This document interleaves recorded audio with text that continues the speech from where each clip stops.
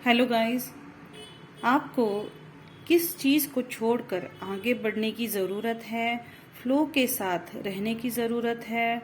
जहाँ पर भी आप स्टक थे या जो भी सिचुएशंस पास्ट में रही है, उनसे आगे बढ़ने के लिए या फिर जीवन में ग्रोथ लाने के लिए जो स्टकनेस थी उसमें से फिर से जीवन के प्रवाह में आने के लिए आपको अब क्या करने की ज़रूरत है, क्या छोड़ने की ज़रूरत है। तो पास्ट में आपने काफ़ी कुछ सोच विचार करके या फिर कुछ प्लान किया था और चीज़ें उस तरह से हुई नहीं, और इस वजह से आप काफ़ी एक जद्दोजहद में थे कि क्या हुआ ऐसा कि जैसा मैंने प्लान किया था वैसे फ्रूट्स मुझे मिले नहीं। यहाँ पर राइपनेस का जो कार्ड है वो राइडर वेट का 9 ऑफ पेंटेकल्स का कार्ड है, जो कि हमारे जो एफर्ट्स है, हमारे जो मेहनत है उसके फल को दिखाता है। और कहीं ना कहीं वो फल जिस तरह से आप सोच रहे थे उस तरह से आपको नहीं मिला, और आप फिर उन्हीं उलझनों को, उन्हीं कैलकुलेशंस को दोहराते गए। क्लिंगिंग टू द पास्ट, ये कार्ड आपको यही बताता है कि जो भी चीज़ें पास्ट में हुई उनके ऊपर आपने काफ़ी सोच विचार किया और वो अब तक चल रहा है कि ये ऐसा नहीं हुआ, वो वैसा नहीं हुआ, और उस वजह से मुझे सक्सेस नहीं मिली। लेकिन अब आपको इस बात को छोड़कर आगे बढ़ने की ज़रूरत है।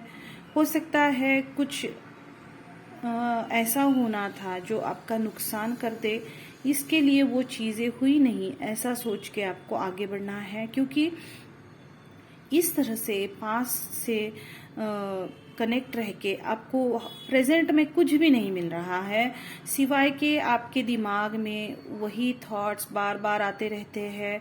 आप लोगों के साथ उन्हीं जजमेंट्स के साथ या उस पास्ट के उन्होंने जो भी मिस्टेक्स करी या फिर उनके हिसाब से वो सही होगा लेकिन आपके हिसाब से उनका बिहेवियर सही नहीं था।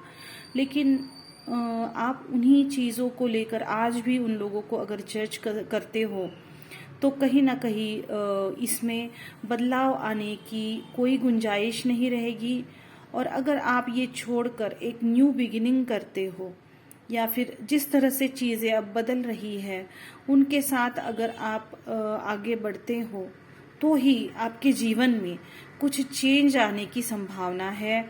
न्यू विजन का कार्ड भी यही बताता है कि आप चीज़ों को बहुत छोटे एंगल से देख रहे थे।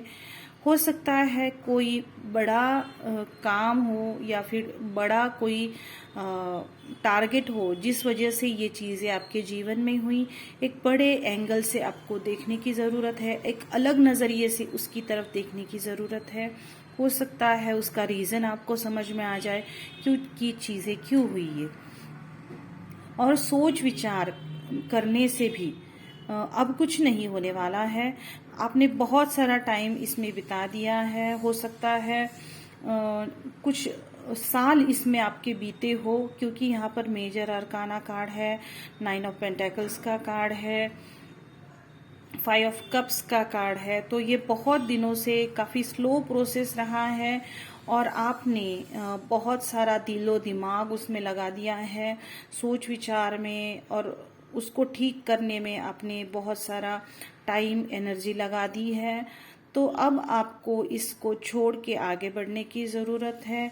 उस चीज़ को या फिर उस अनुभव को अपने जीवन से निकाल के अब उसके कैलकुलेशन नहीं करने हैं आपको, क्या हुआ क्यों हुआ, जो हुआ सो हुआ।